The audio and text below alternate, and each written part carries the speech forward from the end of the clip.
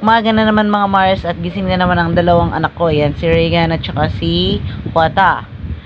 Ang aga-aga at ang nangungulit na naman si Regan dito mga mare. Ano mga tati si Dain tayo nga bigatin aya apo isulatan pananutim ta si Dainin aya. Ay nako. Ito nga pala si Regan mga mare. Inuubo kaya sabi ko sa kanya wag niyang lapitan si Wata. At ito nga kararating ni Ryan. Si RJ naman, kadedede niya lang sabi ko, padighayin mo kasi pag dumedede siya, tapos pinahiga mo agad-agad. Siya, yung bang parang nabubulunan siya, ganun pala yung mga bata, kailangan padighayin mo bago patulugin ulit. Yan.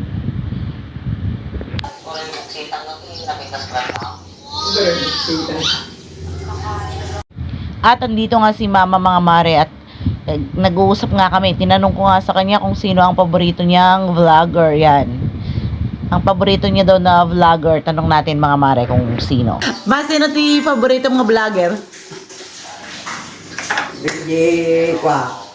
Katuro.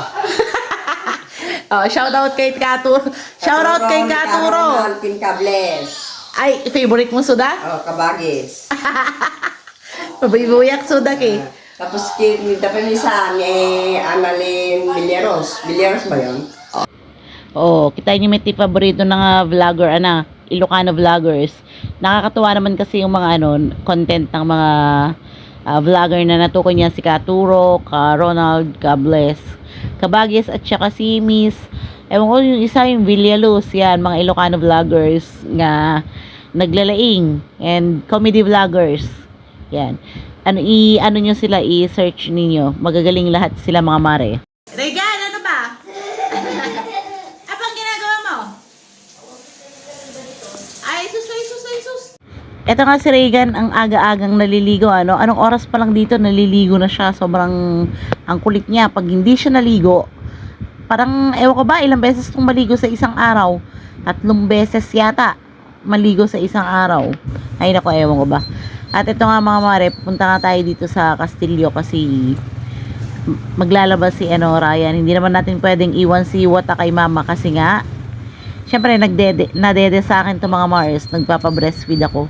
At pag naggutom edi nga. Iyak nang iyak yan.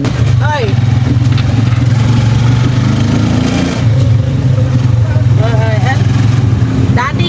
Dati 3 lang tayo, ngayon palaging 4 na tayo. Ay, bakit saan napunta yung McDo?